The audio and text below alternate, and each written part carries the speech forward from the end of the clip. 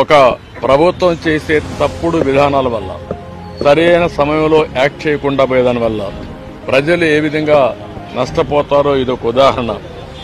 ఆంధ్రప్రదేశ్ రాష్ట్రంలో ఏ ప్రోగ్రాం సరిగా జరగలేదు. సెంట్రలీ స్పాన్సర్ స్కీమ్స్ అన్ని కూడా నిర్వీర్యం అయిపోయినాయి.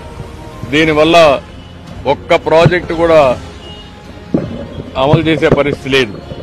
ఈ రోజు ఈ ప్రభుత్వం వచ్చిన తర్వాత 93 సెంట్రలీ స్పాన్సర్ స్కీమ్స్ ని వాళ్ళు డీఫంక్ట్ చేస్తే, అవి ఖర్చు పెట్టి ఆ డబ్బులు డైవర్ట్ చేస్తే, మేము ఆ డబ్బులంతా ఖర్చు పెట్టి యూసీలు ఇచ్చి మళ్ళా ఇప్పుడు ట్రాక్ లో పెట్టే పరిస్థితికి వచ్చాం.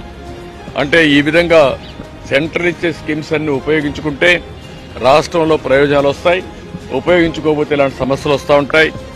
ఒక భయంకరమైన పాలన.